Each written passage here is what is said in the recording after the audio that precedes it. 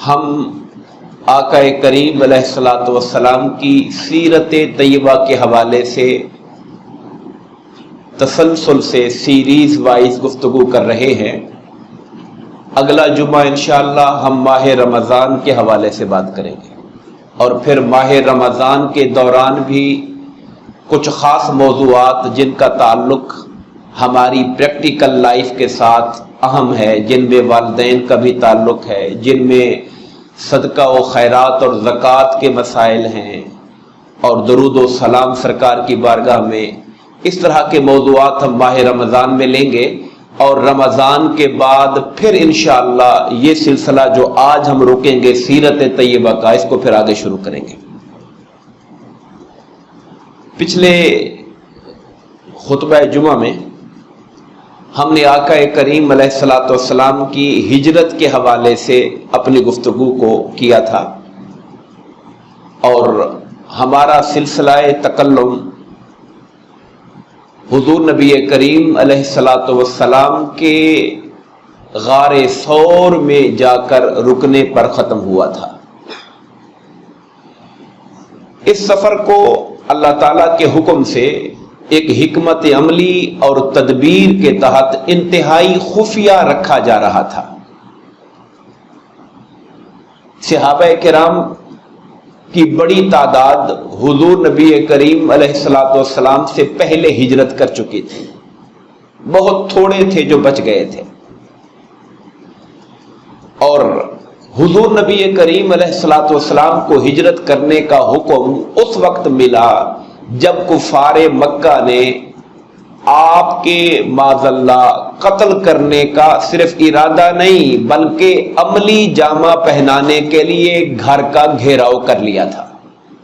یعنی یہ نہیں کہ وہ سوچ رہے تھے کہ ہم کوئی ایسا سٹیپ اٹھائیں، بلکہ جب دارالندوہ میں میٹنگ کر کے انہوں نے ڈیسائیڈ کر لیا تو اللہ پاک نے حضور کو خبر دے دی کہ آج رات یہ اپنے ناپاک ارادوں کے ساتھ آپ کے گھر کے باہر محاصرہ کریں گے، تو آپ شہر مکہ چھوڑ کر مدینہ کی طرف ہجرت کیجئے۔ یعنی جو حالات تھے وہ اس حال تک پہنچے ہوئے تھے کہ کفار مکہ اور سرداران قریش آپ کے معاذ اللہ استغفر اللہ قتل کرنے پر متفق ہو گئے تھے، اور باقاعدہ پلان کر کے عملی جامہ پہنانے کے لیے آپ کے کاشانہ انور کا محاصرہ کر لیا تھا۔ یہ تو اللہ نے آپ کو وہاں سے بحفاظت نکالا، اور ان کی آنکھیں آپ کو دیکھنے سے محروم ہو گئیں، اور اللہ پاک کے اذن سے آپ کو وہاں سے جانے کی اجازت مل گئی، وگرنہ انہوں نے اپنے طور پر کوئی کمی نہیں چھوڑی تھی معاذ اللہ اپنے ناپاک ارادوں کو تکمیل تک پہنچانے کی۔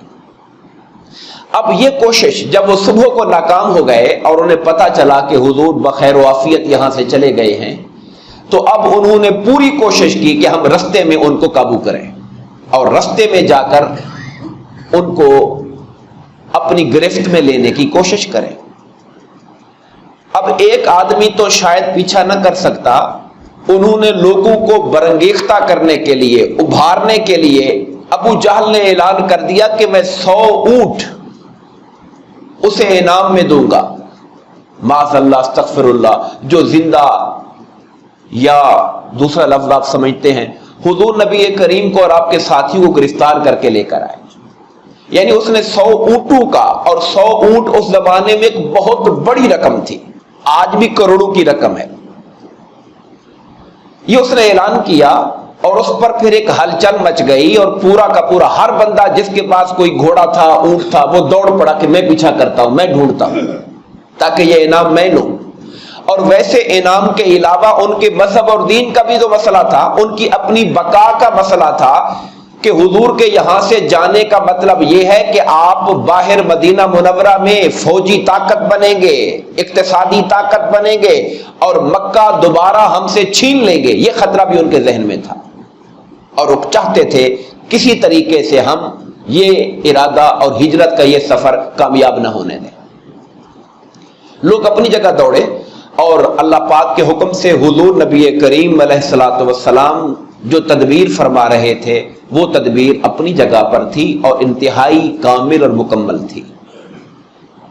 ایک تو آپ نے دیکھا کہ آپ رات کے پچھلے پہر میں وہاں سے روانہ ہوئے، ابوبکر صدیق کے گھر گئے، وہاں سے ان کے گھر جانے کے بعد ان کے گھر کی کھڑکی سے ہی پیچھے کو چلے گئے، پھر واپس گلی میں نہیں آئے، اور پھر مدینہ منورہ کی راہ پر جانے کی بجائے اس کے بالکل الٹ والی سائیڈ پر سفر کیا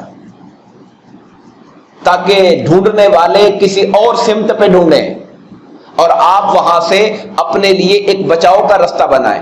اس کے بالکل الٹ سائیڈ پر غار ثور کی طرف گئے، اور غار ثور پر جو پناہ لی گئی، میں نے ذکر کیا تھا کہ ابوبکر صدیق رضی اللہ تعالیٰ عنہ نے جا کر وہاں پہ سارے اس ماحول کو، چونکہ پرانا غار تھا، کسی کا آنا جانا نہیں تھا، تو جانوروں اور جو کیڑے مکوڑے سانپ سپولوں کا بہت خطرہ تھا، تو یہ صحابہ کرام اور صدیق اکبر کی شان دیکھی ہے کہ وہ ہر خطرہ اپنی جان پہ لیتے تھے، اور آقا کریم علیہ الصلوۃ والسلام کے لیے اپنی حد الامکان کوشش کرتے تھے کہ ہمارے جیتے جی حضور کو تکلیف نہ پہنچے۔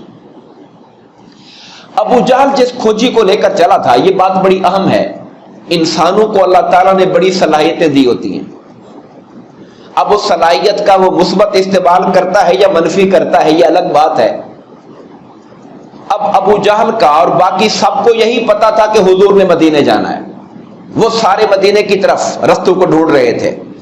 انہوں نے جو کھوجی پکڑا ہوا تھا، کھوجی آپ جانتے ہیں وہ جو انسانوں کے قدموں کے کھرو کے نشانات سے دیکھتے ہیں کہ کس کا قدم ہے اور کدھر جا رہا ہے، وہ جو کھوجی تھا وہ بڑا اعلیٰ درجے کا سمجھدار آدمی تھا۔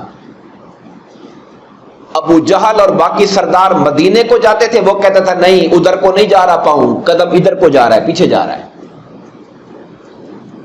ابو جہل چونکہ بڑے جیسے ایک بندہ ساری رات کھڑا رہا کہ ہم نے آج یہ کام کر دینا ہے، صبح ناکام ہو گئے، جھجلایا ہوا اور بڑا پریشان تھا اور بڑا غصے میں تھا، وہ اس کو ڈانٹتا تھا، یار تو ہمارا ٹائم ضائع کرا رہا ہے، وہ یہاں سے چلے جائیں گے، ہم قابو نہیں کر پائیں گے، تو کدھر ہمیں دائیں بائیں لے کے جا رہا ہے۔ اس نے کہا اگر میرے علم پر اعتماد کرنا ہے تو پھر ادھر کو نہیں گئے، وہ ادھر کو گئے۔ خیر کھوجی کی بات ماننی تھی، وہ کھوجی اس قدر تیز انسان تھا کہ 6-7 کلومیٹر واپس غار ثور کی پہاڑی پر لے گیا ان کو، یعنی اس کو اتنی عقل اور سمجھ تھی، اور ان پہاڑی اور پتھریلے ماحول کے اندر بھی قدموں کے نشانات کو وہ اتنا پرکھ رہا تھا اور سمجھ رہا تھا کہ وہ لوگوں کو لے کر غار ثور تک پہنچ گیا۔ ابو جہل کا غصہ بڑھ رہا ہے، اب یہ اللہ کی تدبیر ہے، یار تو ہمارا وقت برباد کر رہا ہے، تو ہمیں ادھر لے کے جا رہا ہے، ادھر لے کے جا رہا ہے، انہوں نے مدینہ جانا ہے، یہ ادھر کہاں پھر رہے ہو تم۔ وہ بار بار کہتا تھا کہ سردار صاحب میری سنیں، جو میں کہہ رہا ہوں ان کے قدم ادھر نہیں ہیں، ادھر کو جا رہے ہیں۔ ابوبکر صدیق رضی اللہ تعالیٰ عنہ فرماتے ہیں کہ ہم غار کے اندر، غار کا منہ تنگ ہے داخل ہونے کی جگہ اور اندر نیچے کو بیٹھی ہوئی ہے، تو وہ کہتے ہیں ہم بیٹھے ہوئے ان کے پاؤں کو اور ان کی ٹانگوں کو دیکھ رہے تھے۔ اب جیسے بندہ کھڑا ہوا ہے، وہ پہاڑی پہ کھڑے ہو کے دور دور دیکھ رہے ہیں، ایسے نظر مارتے ہیں، ادھر نظر مارتے ہیں۔ صدیق اکبر فرماتے ہیں اگر وہ اپنے پاؤں میں نیچے دیکھتے تو نگاہ ہم پہ پڑ جانی تھی ان کی، مگر اللہ پاک نے ان کی نگاہوں کو دور رکھنا تھا، اور تحفظ دینے کا جو ارادہ اللہ فرما چکا تھا، کائنات کی کوئی طاقت اسے روک نہیں سکتی تھی۔ اچھا وہاں پہ کھڑا ہو کر اب کھوجی کہتا ہے جی غار میں چل کے چیک کریں۔ ابو جہل پھر اس کے ساتھ لڑ پڑتا ہے، یار تو کدھر ہمیں لے کے جا رہا ہے، یہ پرانا غار ہے، یہاں تو تیرے پیدا ہونے سے پہلے سے بھی کوئی بندہ اندر نہیں گیا ہوگا یہاں پر۔ وہ کہتا ہے جی آئے ہوئے چلو چل کے دیکھ تو لیتے ہیں۔ اب یہاں پہ اللہ پاک فرماتا ہے قرآن مجید کے اندر اِلَّا تَنْصُرُوهُ فَقَدْ نَصَرَهُ اللَّهُ، اے لوگو اگر تم نے میرے حبیب کی مدد نہیں کی اور نہیں کر سکے، فَقَدْ نَصَرَهُ اللَّهُ، تو اللہ تو مصطفیٰ کی مدد کرنے والا ہے۔ اللہ نے مدد کی تھی اپنے حبیب کی۔ اِذْ أَخْرَجَهُ الَّذِينَ كَفَرُوا، جب کافروں نے ان کو نکلنے پہ مجبور کیا، ثانی اثنین، وہ دو میں سے دوسرے تھے، اذ ہما فی الغار، جب وہ دونوں غار میں تھے، اذ یقول لصاحبہ لا تحزن ان اللہ معنا، جب صدیق اکبر کا اضطراب بڑھتا تھا، یا رسول اللہ وہ ادھر کو دیکھ رہے ہیں، ابھی نظر پڑ جائے گی، تو آقا نامدار فرما رہے تھے ابو بکر غم نہ کر، ان اللہ معنا، اللہ ہمارے ساتھ ہے، اللہ ہمارے ساتھ ہے، غم نہ کر، پریشان نہ ہو تو۔ فانزل اللہ سکینتہ علیہ، تو اللہ نے اطمینان اور سکون نازل فرما دیا۔ چونکہ بندہ جب بہت پریشان ہو تو بعض اوقات ایسی حرکت کر بیٹھتا ہے جس سے اگلا بندہ توجہ کر لیتا ہے۔ فانزل اللہ سکینتہ، اللہ پاک نے اطمینان اتارا۔ وَأَيَّدَهُ بِجُنُودٍ لَمْ تَرَوْهَا، اور اللہ نے مدد کی اپنے ایسے لشکروں کے ساتھ جن کو تم دیکھ نہیں سکتے تھے۔ اللہ کے لشکر بہت ہیں، ہمیں نہیں پتا کون سی مخلوقات ہیں اللہ کی، کہ اللہ نے مدد کی۔ أَيَّدَهُ بِجُنُودٍ، جند کہتے ہیں لشکر کو، جنود لشکروں، اللہ نے اپنے لشکروں کے ساتھ مدد کی۔ لم تَرَوْهَا، جن کو تم دیکھ نہیں سکتے۔ ان میں سے دو چیزیں جو سامنے آئی ہمارے وہ یہ تھی کہ جب کھوجی نے بڑا اصرار کیا کہ چلیں چل کے دیکھ تو لینا، سامنے غار ہے، تو جیسے بندہ نہ چاہتے ہوئے بوجھل دل کے ساتھ اچھا یار چل تو دیکھ، جب وہاں پہ غار کے منہ پر پہنچے، اسی درمیان میں رب کائنات نے مکڑی کو حکم دیا تھا کہ وہ جو غار کا منہ ہے اس پہ اپنا جالا بن دو، اس پہ اپنا جالا بن دو۔ آپ دیکھتے ہیں جالے کہاں ہوتے ہیں؟ وہ گھر جہاں پہ لوگ رہتے نہ ہو، کسی گھر میں آپ جائیں، جائے آپ کہتے ہیں لگتا ہے یہاں بندہ کوئی سالوں سے رہا کوئی نہیں ہے، جالے گھر میں لگے ہوئے ہیں۔ ساتھ ہی اللہ نے کبوتری کو حکم دیا یہاں پہ آ کے اس غار کے منہ پر اپنے انڈے رکھ دو، یہاں پہ آ کر اپنے انڈے یہاں پر دے دو۔ اب نقشہ یہ بنا ہوا ہے، غار کا منہ ہے، اس کے اوپر مکڑی کا جالا لگا، کتنا باریک جالا ہوتا ہے، بندہ انگلی بھی کرے تو جالا ٹوٹ جاتا ہے، اور اوپر سے وہاں پہ کبوتری نے انڈے دیے ہوئے ہیں۔ اب جب ابو لہب وہاں پہ پہنچا، ابو جہل، تو اس کا تو پارا چڑھ گیا، بے وقوف آدمی، تو نے ہمارا ٹائم برباد کر دیا، یہ اگر اندر کوئی بندہ گیا ہوتا جالا نہ ٹوٹا ہوتا، کبوتری کے انڈے سلامت رکھے ہوتے یہاں پر، میں پہلے تجھے کہہ رہا تھا تو وقت برباد کر رہا ہے ہمارا، چلو واپس چلو یہاں سے۔ یہ ساری باتیں کر کے گھسیٹ کے اس کو وہ لے کے وہاں سے چلا گیا۔ یہ وہ رب کی مدد تھی جس کا اندازہ آپ اور ہم نہیں کر سکتے تھے۔ وَجَعَلَ كَلِمَةَ الَّذِينَ كَفَرُوا السُّفْلَىٰ، اللہ نے کافروں کی بات کو ناکام کر دیا، ان کی تدبیریں غارت ہو گئی۔ وَكَلِمَةُ اللَّهِ هِيَ الْعُلْيَا، اور اللہ کی بات ہی ہمیشہ بلند ہوتی ہے۔ وَاللَّهُ عَزِيزٌ حَكِيمٌ، اللہ تعالیٰ غالب ہے ہر شے پر اور انتہائی حکمت اور دانائی والا ہے۔ جب یہاں سے غار سے اب جب مایوس ہو گئے وہ لوگ اس طرف سے اور واپس چلے گئے پہاڑی چھوڑ کر، یہ 3 راتیں وہاں پر قیام تھا۔ اچھا اب سوال پیدا ہوتا ہے کہ ان 3 راتوں میں کھانے پینے کا انتظام کیا تھا؟ یہاں پر پھر صدیق اکبر رضی اللہ تعالیٰ عنہ کو ان کے گھر والوں کو داد دینی پڑتی ہے۔ ان کے بیٹے تھے عبداللہ بن ابی بکر رضی اللہ تعالیٰ عنہ، کیسی اسکیم انہوں نے بنائی ہوئی تھی۔ رات کے پچھلے پہر 3 بجے وہ اٹھتے اور سیدھے غار ثور کی طرف جاتے، بلکہ روایات میں یہ آتا ہے کہ جب اندھیرا چھا جاتا عشاء کا اور لوگ اپنے گھروں کو چلے جاتے، رات ساری غار ثور میں جا کے گزارتے تھے۔ ایک تو یہ کہ مکہ والوں کے دن بھر کا حال احوال پہنچایا جائے، اوپر وہاں یہ کہ 2 کی بجائے تیسرا بندہ بھی وہاں پر بطور سپورٹر، بطور محافظ گارڈ کے موجود ہو، وہاں پہ جاتے تھے۔ اور پھر صبح کے ٹائم میں ان کا ایک غلام تھا، ان کا ایک عامر بن فہیرہ اس کا نام تھا، وہ بکریوں کا ریوڑ لے کے سارا دن وہیں چراتا رہتا، غار ثور کے نیچے والے پہاڑی علاقے میں چراتا رہتا۔ اور جب وہ وہاں سے واپس آتے عبداللہ بن ابی بکر، تو بکریاں اس رستے پہ چلاتا تاکہ ان کے قدموں کے نشان ختم ہو جائے، لوگوں کو شک نہ پڑ جائے کہ عبداللہ ادھر کیوں جاتا ہے روزانہ۔ وہ وہاں سے بکریاں دوڑا دیتا تھا تاکہ پاؤں کے نشان ختم ہو جائیں، اور جو ہی شام ہوتی تھی تو بکریاں اوپر پہاڑی پہ چڑھا دیتا اور اپنی بکریوں کا دودھ دو کے سرکار کی بارگاہ میں پیش کیا کرتا تھا۔ یہ انتظام تھا۔ ادھر عبداللہ بن ابی بکر ساری رات وہاں گزارتے، صبح فجر کے ٹائم وہاں پہنچ جاتے اور بغیر سوئے، اتنی ہمت اور طاقت ان کو اللہ نے دی ہوئی تھی، پھر صبح حرم میں بیٹھ کر مکہ والوں سے گپ شپ کرتے، محسوس ہی نہ ہونے دیتے کہ میرے ابا جی کہیں گئے ہوئے ہیں۔ ان کا سارا حال احوال دیکھتے، کون کدھر جا رہا ہے، کون کدھر پیچھا کرنے جا رہا ہے، کون سے بندے کدھر جا رہے ہیں، سارے حال احوال آ کے پھر شام کو بارگاہ مصطفیٰ میں پیش کر دیا کرتے تھے۔ یہ وہ 3 دن کا انتظام تھا جو غار ثور میں ہو رہا تھا۔ جب مکہ والے ادھر سے مایوس ہو گئے اور وہ یہ جو تلاش ہوتی ہے نا، اس کا ایک زور ہوتا ہے شروع میں، جب ٹائم گزرتا جاتا ہے تلاش ٹھنڈی پڑتی جاتی ہے، تلاش ٹھنڈی پڑتی جاتی ہے، انسانی فطرت ہے، بندہ جوش میں پہلا ایک جیسا جوش 3 دن قائم نہیں رہتا، لوگ ٹھنڈے پڑ جاتے ہیں۔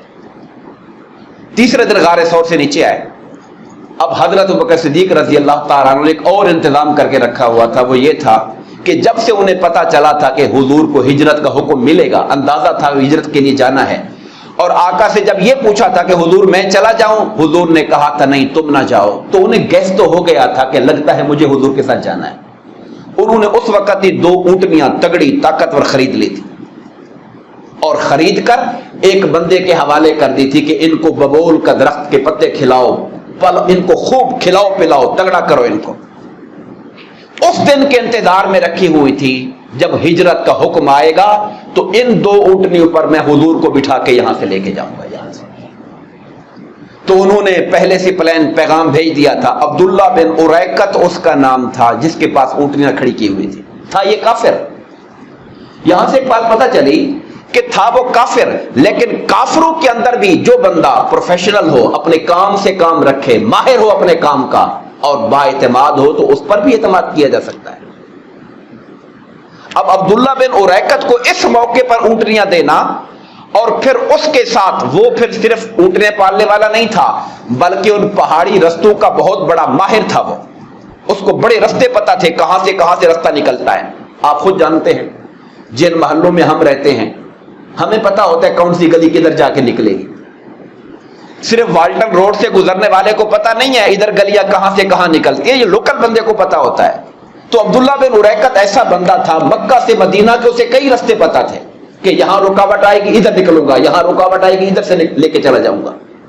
اس کو انہوں نے ہائر کیا ہوا تھا، اپنے زمانے کا ماہر ترین انسان تھا، وہ ایکسپرٹ انسان تھا۔ وہ اونٹیاں لے کر آ گیا وہاں پر۔ اب جب نیچے اترے، سرکار کو نہیں بتائی تھی یہ بات، حضور نے اونٹیاں دیکھی، حضور کا دل خوش ہو گیا۔ ابو بکر یہ اونٹیاں کس کے لیے؟ فرمایا آقا یہ میں نے آپ کے لیے تیار کر کے رکھی ہوئی ہے۔ سرکار نے اس وقت کہا ابو بکر اس میں سے ایک اونٹنی جو میں استعمال کروں گا اس کے میں پیسے تمہیں دوں گا، اس کی پیمنٹ کروں گا، میں مفت اونٹنی نہیں لوں گا میں۔ یہاں آپ اندازہ فرمائیے، صدیق اکبر رضی اللہ تعالیٰ نے رو پڑے، آنکھوں سے آنسو آ گئے، یا رسول اللہ میرے ساتھ غیروں والا معاملہ، میرے اور آپ میں کوئی فرق ہے؟ میں نے لیا ہوا ہے تو میں نے آپ ہی کا مال ہے، میں بھی آپ کا، میری اولاد بھی آپ کی، میرا مال بھی آپ کا ہے۔ سرکار نے فرمایا نہیں، یہ چونکہ میرے ذاتی استعمال کے لیے ہے، اس لیے میں آج نہیں تو کل جب اللہ نے فرصت دی تو اس کے پیسے تمہیں ادا کر دوں گا۔ حضور نبی کریم صلی اللہ علیہ وسلم، آپ دیکھتے ہیں کہ آپ لوگوں سے کہتے ہیں لوگوں اللہ کی راہ میں مال خرچ کرو، اللہ کی راہ میں مال خرچ کرو، حضور کہتے ہیں لوگوں سے مگر وہ مال خرچ کرنا دین کے لیے ہے، وہ اسلام کے لیے ہے۔ میرے آقا نے اپنی ذات کے لیے کبھی کسی سے 1 روپیہ تک نہیں مانگا ہے۔ آپ بھوکے رہتے تھے، کسی سے کھانا تک نہیں مانگا حضور نے۔ پیٹ پر پتھر باندھنے کے واقعے سنے ہوئے ہیں نا، پیٹ پر پتھر باندھا ہوا ہے، یعنی بھوک ہے یہ نہیں۔ مدینہ میں اس وقت کسی کے گھر میں کھانا نہیں ہوتا ہوگا، کسی سے منگا سکتے تھے حضور، مگر نہیں، اپنی ذات کے لیے کبھی کسی سے 1 روٹی کا لقمہ بھی نہیں مانگا، مگر دین کے لیے مانگتے تھے، اسلام کے لیے مانگتے تھے۔ مسجد نبوی کی تعمیر آئی، آپ نے مانگا لوگوں سے۔ کنواں خریدنے کی باری آئی، حضور نے موٹیویٹ کیا لوگوں کو۔ غزوہ تبوک کا موقع آیا تو حضور نے کہا کون خرچ کرے گا اللہ کی راہ کے اندر؟ فرق ہونا چاہیے ذات کے لیے اور دین کے لیے، یہ 2 باتیں الگ الگ ہیں۔ یہاں سے ایک سفر شروع ہوا، تمام تر احتیاط کے باوجود ایک بستی سے آپ گزرے تو وہاں پر ایک بڑا مشہور آدمی رہتا تھا جس کا نام تھا سراقہ بن جاسم۔ سراقہ بن جاسم سردار تھا اپنی بستی کا۔ اسے بستی والے نے آ کے بتایا میں نے 2 اونٹ سواروں کو یہاں سے جاتے دیکھا ہے، مجھے لگتا ہے یہ وہی ہے جن کو مکہ والے ڈھونڈ رہے ہیں۔ سراقہ کہتا ہے سمجھ مجھے بھی آ گئی، لیکن میں نے اس کو ڈاج کیا، میں نے کہا نہیں یہ بندے میں نے کہیں بھیجے تھے، یہ وہ جا رہے تاکہ وہ کسی اور کو نہ بتا دے جا کے۔ اپنی لونڈی سے کہا کہ میرا گھوڑا لے کر ذرا پیچھے جا کے ٹیلے کے پیچھے کھڑا کر کے آؤ تاکہ لوگوں کو پتہ نہ چلے، اکیلا میں پیچھا کروں اور سارا انعام میں اکیلا لوں جا کے۔ اس کے دماغ میں یہ پلان چل رہا تھا۔ جس نے پتہ بتایا تھا اس کو بھی کہہ دیا کہ نہیں یہ میرے اپنے بھیجے ہوئے بندے، یہ وہ نہیں، تاکہ وہ کسی اور کو نہ بتائے۔ اور اپنی سواری گھوڑی کو اس نے اپنی نوکرانی سے کہا کہ ٹیلے کے پیچھے جا کے لے کر آؤ میرے پاس تاکہ لوگ نہ دیکھیں۔ گھوڑی اس نے دوڑا دی اور پیچھا کرنا شروع کر دیا. صدیق اکبر فرماتے وہ ہمارے قریب پہنچ گیا، یہاں تک سراقہ خود کہتا ہے کہ میں حضور کے قرآن پڑھنے کی آواز کو سن رہا تھا، میں اتنا قریب ہو گیا تھا. لیکن جب میں قریب پہنچا اچانک میری گھوڑی کو ٹھوکر لگی اور گھوڑی گری، میں بھی نیچے آ گرا. میں بڑا حیران ہوا کہ اتنی شاندار قسم کی میری تکڑی عربی گھوڑی ہے، اس کو کیا ہو گیا. میں نے فٹافٹ پانسے کے تیر نکالے، وہ جو فال کے تیر. کام ٹھیک ہے یا غلط ہے؟ تیر بتا رہا تھا تمہارا کام غلط ہے، تم ٹھیک نہیں کر رہے ہو. وہ کہتا ہے میں نے سوچا شاید ایسے ہی شک پڑ گیا. میں نے دوبارہ گھوڑی دوڑائی، جب تک قافلہ اونٹ آگے چلے گئے تھے. میں نے پھر گھوڑی دوڑائی، میں پھر قریب پہنچ گیا. جب میں قریب پہنچا تو پھر میری گھوڑی کے پاؤں زمین میں دھس گئے، پھر میں نیچے آ گرا. تیسری بار میں نے ٹرائی کی، میں پھر جب قریب پہنچا دوبارہ تیسری بار ایسا ہوا تو پھر میرا دل مان گیا کہ یہ کوئی عام ہستی نہیں ہے اور میری مجال نہیں کہ میں ان کو نقصان پہنچا سکوں. میرا دل مان گیا اس بات، کیونکہ میرا کام نہیں ہے ان کو نقصان پہنچانا. آواز دی ابو بکر میری بات سنو. آپ نے پوچھا خیر ہے کیا کام ہے؟ کہا میں امان لینے آیا ہوں. لفظ کیا بولا؟ میں امان لینے آیا ہوں. اس کو یقین تھا کہ آج بھلے یہاں سے ان کو چھپ کے جانا پڑ رہا ہے مگر وقت آئے گا کہ فتح کا جھنڈا ان کے ہاتھ میں ہوگا، اقتدار ان کے ہاتھ میں ہوگا. کہا جب اللہ تعالیٰ آپ کو غالب کر کے مکہ لے کر آئے گا تو میں اپنی جان کی امان آج آپ سے لکھوا رہا ہوں، مجھے امان نامہ لکھ کے دے. سرکار نے فرمایا ہاں ابوبکر اس کو لکھ دو امان نامہ. اب آپ اندازہ فرمائیے کہ وہ کافر انسان بھی جانتا تھا، اس کافر کو بھی اللہ نے اتنی عقل دی تھی کہ وقت آئے گا کہ جب ان کا جھنڈا بلند ہو چکا ہوگا. اس آنے والے وقت کے لیے پہلے رائٹنگ میں لے رہا ہے کہ جب آپ مکہ پہ غالب آ جائیں مجھے امان لکھ دیں. وہ امان لکھوا کے جب واپس جائیں لگا، سبحان اللہ، نگاہ مصطفیٰ دیکھیے. کہا سراقہ ادھر میری طرف آؤ. اس وقت تیرا کیا عالم ہوگا جب کسرا کے کنگن تیرے ہاتھ میں پہنائے جائیں گے. کہنے لگا کسرا وہ جو ایران کا بادشاہ ہے؟ کہا ہاں ایران کا بادشاہ، اس کے کنگن تیرے ہاتھ میں پہنائے جائیں گے. آپ اندازہ کریں نبی کی شان کیا ہوتی ہے. کوئی یہ مت سوچے کہ ڈر کے خوف سے جا رہے تھے، نہیں، ہجرت ایک حکمت عملی ہے. ہجرت ایک دعوت کا ایک مرحلہ ہے، ایک حکمت عملی ہے. کوئی خوف نہیں ہے، کوئی ڈر نہیں ہے. اس حال میں جب میرے آقا مصطفیٰ مکہ سے مدینہ جا رہے ہیں، ابھی مدینے کی ریاست بنی نہیں ہے، تب بھی جانتے ہیں کہ ایران میرے غلاموں کے ہاتھوں فتح ہو جائے گا اور ایران کے خزانے مدینے میں آ کے مسلمانوں کے اندر بانٹے جائیں گے. مصطفیٰ تب بھی یہ بات جانتے تھے. کہا سراقہ تیرے ہاتھ میں جب وہ کنگن ہوں گے تو تیرا کیا عالم ہوگا. اب سرکار دو عالم کی حیات ظاہری کے 10 سال مدینے کے گزر گئے. ابوبکر صدیق کے 2-2.5 سال کا زمانہ گزر گیا. عمر فاروق کی خلافت کا آدھا زمانہ گزر گیا. سراقہ جب بیمار پڑ جاتے، شدید بیمار، اور لوگ آتے شاید ان کی موت کا وقت آ گیا تو ہنس پڑتے، کہتے میں نہیں مرنے والا، پریشان نہ ہو، میں نہیں مروں گا، میرے ہاتھوں میں کنگن آئیں گے تب مروں گا میں. ابھی میری موت کا وقت نہیں آیا، ابھی پریشان نہ ہو تو مجھے کوئی موت نہیں آنی. میرے مصطفیٰ کہہ کر گئے تھے مجھے تیرے ہاتھ میں کسرا کے کنگن آئیں گے. جب وہ کنگن آئیں گے پھر موت کی باتیں ہوں گی، اس سے پہلے موت نہیں آ سکتی میرے اوپر. اور وہ وقت آ گیا جب ایران مسلمانوں کے حکومت کے اندر آ گیا. اب یہاں پر ایک بات اور بھی ہے، ہمارے مسلمانوں میں سے بعض طبقات عمر فاروق رضی اللہ تعالیٰ عنہ کی ذات کے حوالے سے نامناسب باتیں کرتے ہیں. آپ اندازہ فرمائیے کہ جو ان کی فتوحات ہیں میرے مصطفیٰ ان کی بشارت دے رہے ہیں. جو فتوحات عمر فاروق نے کرنی تھی میرے آقا انہیں اپنی فتح فرما رہے ہیں. ان فتح کو حضور اپنی نبوت کی دلیل کے طور پر پہلے بیان فرما رہے ہیں. تو جن کی فتح مصطفیٰ کی فتح ہو وہاں پر کیسی باتیں کی جا سکتی ہیں. غور کرنا چاہیے حضور کے صحابہ پر، خلفائے راشدین پر، کہ اللہ پاک نے ان کو وہ مقام اور مرتبہ دیا ہے کہ سرکار ان کی زندگی کے اندر ہونے والی جو فتوحات اور جو مواقع ہیں انہیں اپنی نبوت کی نشانیوں کے طور پر پہلے بیان فرما رہے ہوتے ہیں. وہ وقت آ گیا، ایران کا خزانہ لایا گیا مدینہ کے اندر، اور وہ جو کنگن تھے نا وہ سب سے اوپر رکھے ہوئے تھے. سب کو پتا تھا. حضور نے عمر فاروق نے کہا سراقہ کدھر ہے؟ سراقہ بھی آ گیا. ایک دیہاتی آدمی تھا، کنگن پہنایا اس کو، کہا ذرا چل کے دکھانا کنگن پہن کے ہمیں. اور وہ بڑا اکڑ اکڑ کے ہاتھ پھیلا کے سینہ نکال کے چل کے دکھا رہے تھے. اور ایک علامت تھی اس بات کی، سارا مدینے کو یاد آ گیا ہوگا کہ مصطفیٰ نے کیا بتایا تھا ان کے بارے میں. اس وقت ان کی کیفیت کا عالم کیا ہوگا، حضور کی کیسی یاد ان کے دل کے اندر ہوگی.